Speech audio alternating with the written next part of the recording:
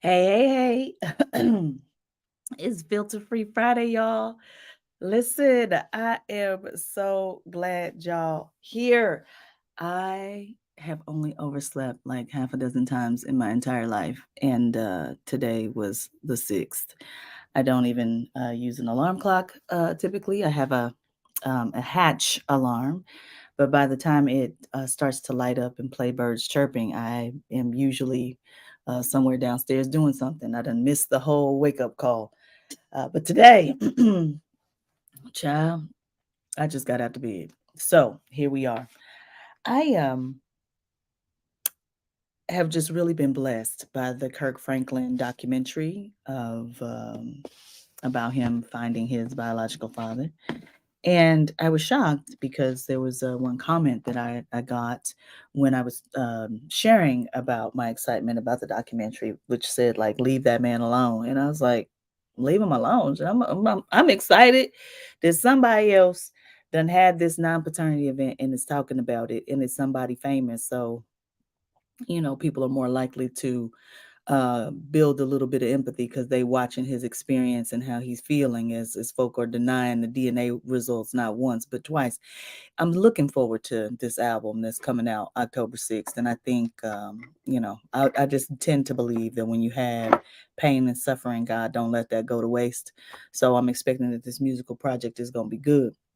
But nonetheless, um, last week I was reading this book by um, Sister Royce called "From Whence I Came." Better Not Bitter. This is an exceptional book.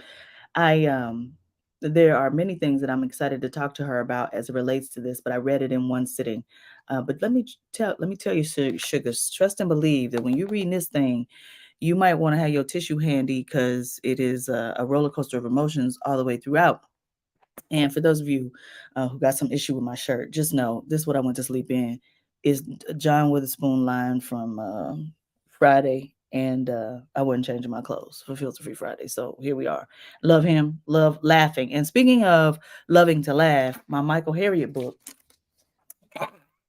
came yesterday.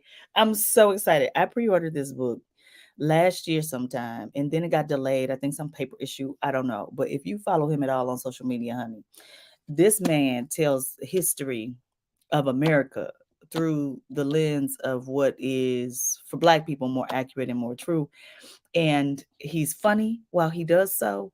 And it's just so far it's just amazing. And I'm taking my time through this. And I know this stuff I'm supposed to be reading for my book clubs, honey, but this is it. And I just want to talk about how folk act though. When I think about Miss Royce and when I think about Michael Harriet and this concept of like showing up and acting brand new. So let me first just say, as it relates to Colorado football, honey, I ain't know nothing about them. I couldn't tell you that they was the Buffaloes. I couldn't tell you nothing, nothing at all about Colorado. In fact, let me see. Did the Lions win last night? Because I got to be able to talk smack if they lost. And they managed to win. Wait, hold on. Did they win last night? Didn't they play last night? Oh, and they got beat. My condolences to the Lions. a special, a special forget you. See, I'm doing better, y'all, because you know what I wanted to say. A special forget you to Kyle Edwards, who made me wear them glasses last week. So, um, my condolences to the Lions fans who happened to beat the Chiefs by 1 point on a fluke. So there's that. But let's talk about how folk be acting brand new, like me, because I didn't know nothing about Colorado, child. And then Coach Prime done left Jackson State, and I was mad. I was one of the people who was mad. I think I got crust mine and everything. I was one of the people who was mad when he left Jackson State because I felt like he lied to them parents, he lied to them kids, he lied to all the HBCU fans, talking about we gonna build a movement, and he was like, "I'm about to go out here to Colorado and make this cheese." So I was feeling some kind of way. But let me tell you, I've been watching and following Colorado. I don't It's just like I don't wake up late. That's because I don't stay up and watch no late games. So I didn't know what happened between them. Um and the other Colorado team. I just know I wanted to know that Deion Sanders had won because, all of the little fighting and stuff that was happening and talking about folk mama, which, we don't play that. But I'm a bandwagon fan, right? Like I don't know nothing about Colorado. But now I'm out here like I'm following Coach Prime Time on Instagram. I'm following Colorado on Instagram. I'm watching him dance with little old ladies. By the way, this little old woman, I don't know how old she is. She's at least an octogenarian, at least by the way she looks. She and her twin sister used to go to the games, and then her twin sister recently passed, and they did like a dedication to them. It's like a couple of trees and a little small monument for them. And anyway, Deion Sanders went to this lady's house and hugged her and danced with her, invited her down on the field. And it's so cute because if y'all don't know me well, I love me some old people, child. I love old people. In fact, y'all pray for my high school English teacher, Miss Skillman, because she has, I don't think we're gonna be able to write today because she's not feeling well. So y'all send up a prayer for her. But nonetheless, you know how you do. You act brand new when you new to the bandwagon seat. See, I ain't been following Colorado, but I opened up social media this morning and I saw somebody suggesting that Colorado gonna get beat by double digits in whatever this game is. I think they playing Oregon or somebody tomorrow. And I'm like, why I feel some kind of way? Like I'm telling you, 6 months ago, I couldn't have told you nothing about Colorado. And now I'm up here feeling some kind of way about this team in the middle of the country that I don't know nothing about because I done joined on this dang on bandwagon. Like, I mean, come on, y'all. This is ridiculous. This whole thing is just ridiculous. But that's what happened when you act brand new. My own lovely Chiefs fans. Look, I'm 47 years old, y'all. The Chiefs been breaking my heart my whole life. Even during like the Joe Montana era, we get all excited thinking we going to the big house. Child, we lose the first game in the playoffs. It was so bad. It was so bad. I'd be so excited. Then there was some times in there, man, listen, where we'd be lucky if we won half our games. And so now, since 2019 or so, we done won a couple of AFC championships and we done went on to win the playoffs games, and we done made it to the Super Bowl. And now we lose by 1 point. We ain't got our number one receiver. We don't have a Chris Jones. It was the Lions. I mean, come on, 1 point, and folks just like, the Chiefs are just terrible. You done went to the Super Bowl. Listen, it tell me everything I know about the failure of all my relationships ever. It don't matter how good you are. Don't matter how good you been. Don't matter what you done. People like, what have you done for me lately? And they mean right now, this play, this day. Okay? Just be acting brand new. And so why I'm gonna be out here trying to figure out what Colorado doing tomorrow, and I don't even listen, don't know nothing about this team. I'm just like Deion Sanders out here being unapologetically black, and I'm just excited. Okay, just unapologetically black, and I'm like, yes, I'm here for it. If I like them Deion Sanders glasses, I would get me some, but I don't, so I ain't gonna give me none. But I got to find me some way to let people know that I support this brother. But if he quit Colorado and then go to another team, I don't want to have no whole bunch of Colorado gear. So there's that.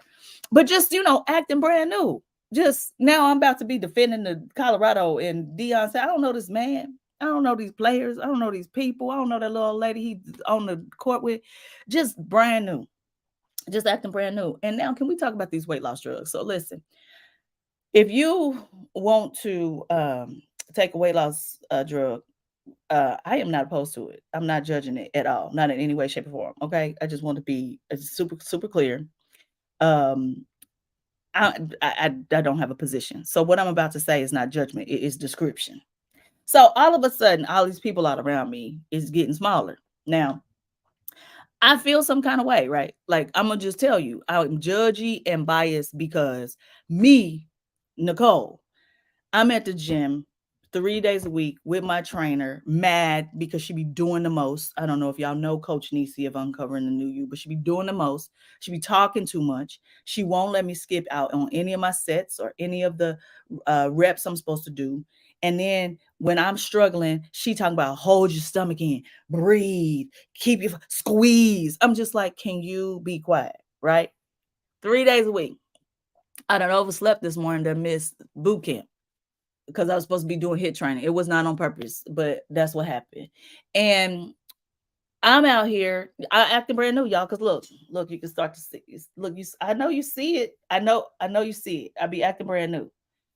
But why I feel some kind of way about when somebody get the Ozempic shot or whatever the equivalent is, and then they acting brand new. Something about that just don't feel right. And why I feel some kind of way, y'all pray for me. Okay, so y'all, I got 2 people on your prayer list, Skillman, and now I need you to add me to your prayer list because this ain't got nothing to do with me and why I'm acting brand new. Because 20 pounds ago, if somebody would have told me, sis, get yourself a shot and you're going to lose this weight real quick, I would have been like, sign me up right here. But see, now since I done got down, now I'm acting funny. You see how we do? You see how we do?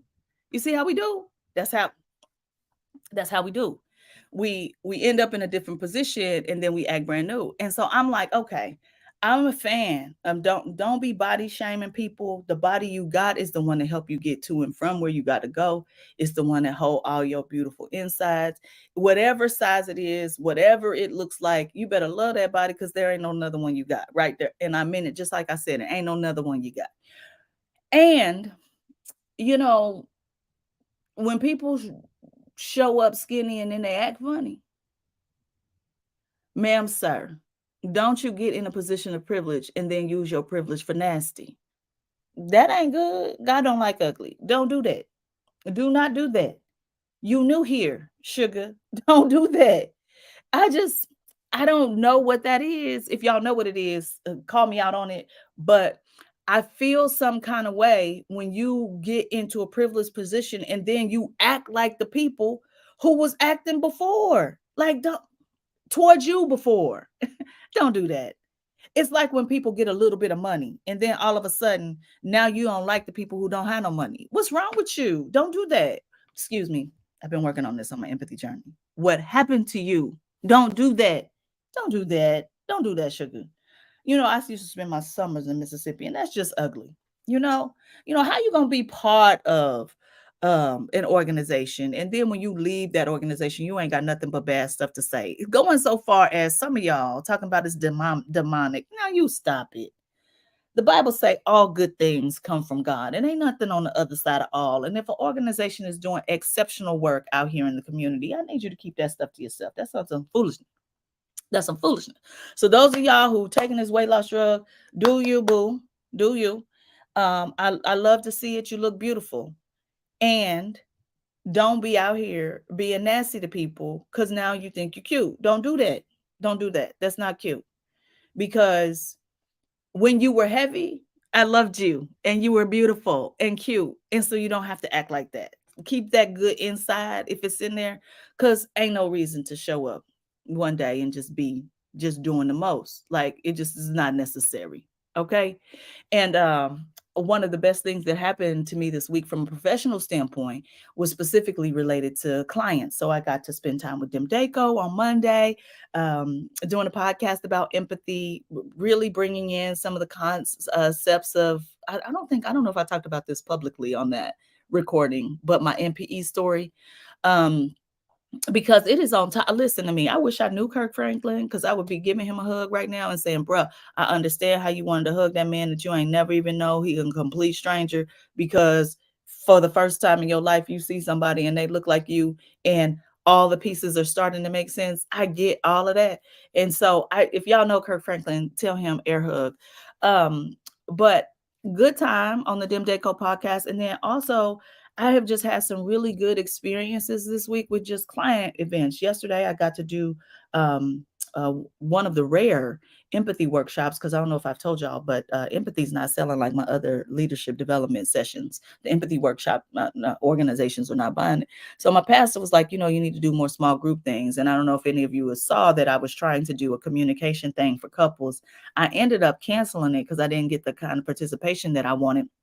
But my pastor was like, girl, don't you ever cancel that again. And speaking of which, Jocelyn was the one who was telling me to ask my pastor about it anyway. And I said, well, I don't want to bother him because I've been in church my whole life and people be bothering pastors, child. And y'all know what he said? He said, God know I don't like to be bothered by people. That's why he made me a preacher. He said, because my job is to be bothered. So don't you ever do that again. And he old too. Y'all know I love me some old people. So I was able to take that in stride. But here's the point about my clients this week. One of my friends is also a criminal defense attorney, and he defends minor serial killers. And to be classified as a serial killer, you have to kill 4 people or more. And my friend, who's a criminal defense attorney who defends minor serial killers, has a decent client base, but I don't be hearing about folk talking about serial killers. And so that's kind of running in the back of my mind. And I'm one of those people that when something's running in the back of my mind and it's like in there, it comes out sometimes. So one of the other things that I was very excited about this week is that I got to be a part of Health Forward Foundation's CEO Roundtable. If you don't know anything about the work that they're doing, it is fantastic because they are focused on anti-racism in healthcare, which is a nationwide effort. I was talking with Pastor Ivan Douglas Hicks this week, and he's working on some initiative in Indiana around anti-racism in healthcare. So it's like a big, it's like a huge deal. It's a big deal, and I'm so grateful that it's happening. But I was sitting in the hallway talking with one of the participants, sister. I love her so much. I don't know if she want to be called out, so I ain't gonna say her name. But she was talking about the disparities in maternal deaths, and I'm part of a not a nonprofit, but a social organization where we're focused on health and human services for Black and Brown people too. And we were looking at just the disparity in the number of people who die because they get unsafe care, and it's directly related to race. It is not a wealth issue. It is not, there are all these social determinants of health, but you can be at the top of all of these things and still, if your skin Black, end up in a bad way. And so we out here talking about it, and we talking about the deaths of women, pregnant women, so the maternal death rates, and it just came out my mouth, y'all. So y'all gotta keep me on your prayer list. I said, these systems ain't nothing but serial killers. And she said, and I said, look, the number 4 people. If you kill more than 4 people, then you classified as a serial killer. And I don't care if you say you did it on accident, because the truth of the matter is, we know this is a first world country. We know how to make sure people don't die in childbirth. And the fact that people are dying in childbirth because of the color of their skin, we need to call stuff what it is. Serial killers. Which is why I'm going to take y'all back to what I'm about to be doing for the entire weekend. We don't need to be acting brand new. Don't label it something else. Don't give it a new name. It's not maternal death rate. It's the serial killing of Black women in healthcare systems. And when we call things what they are, we start to notice that things can change. But it's when we start putting all these names around stuff. My nephew in prison down in Algoa, he had an asthma attack this week. These folk don't even want to give him his medicine. In fact, what he said is that one of the police officers threw his inhalers in the trash. Now, granted, he in a hole, he doing some stuff he ain't got no business doing. But if you done threw an inhaler in the trash for a person who is having an asthma attack, you trying to kill him. That's attempted murder. You know what I'm saying? And now these kinds of things are happening in all kinds of systems. And one of the reasons why I was so excited to get this book after having ordered it a year ago is because Michael Harriot don't ever act brand new. And when folk act brand new, Michael Harriot walk you through exactly what happened. What white folk did, what Black folk did, what everybody did. The unwhitewashed story of America. I'm gonna be sitting with this for a while. He called them human traffickers, drug smugglers, mediocre, petty thieves, just rich, and I don't know what that say, but look at the imagery, man. I just read the introduction and was cracking up. Okay, because we can't act brand new. And while there is an attack on what is happening from a diversity, equity, and inclusion standpoint in the United States of America, I need you to know that there are organizations who weren't moved by the George Floyd effect. They were already doing the work prior to. And those are the people who call a spade a spade. They say it like it is. They don't act brand new. Not at all. Not one bit. Pastor Brooks, make sure you get me on with the concerned clergy so we can talk about this empathy summit, because I need them there. But listen, I'm gonna give y'all a good review. It might take me all weekend to get through this, because as you can see, this is not he didn't take a page out of my book. he got a lot of words on the pages, and it's packed, jam packed. You know, my book. Look, just so we ain't gonna act brand new. We're gonna see how my book is. Look at all that space. You can get through this thing in an hour and a half, but I'm gonna be sitting up with Michael Harriet for the whole weekend, because some of what we are experiencing, when you hear people talk about, oh, we're in a post-racial society, there ain't no, listen, empathy cannot sit on a bed of hypocrisy, which means if you being empathetic, you can't act all brand new. Your experiences, the things that you have seen, should guide your level of human understanding and compassion. But if when you get to a position of power, now you don't remember what it felt like, I don't care if now your football team winning after losing every single game in 2022. I don't care if now you skinny after being on the obesity chart for your entire life. I don't care, actually, if you think you are an amazing healthcare system. If you're killing Black folk at different rates than you're killing everybody else, you're a serial killer. And empathy will not survive until you first acknowledge and be aware that that is exactly what it is. Then, once you reflect on that, you can decide what's the next right action you can take. And I got to tell you, sugar, denial ain't it. Denial ain't it. It's Filter Free Friday, y'all. We got plenty work to do.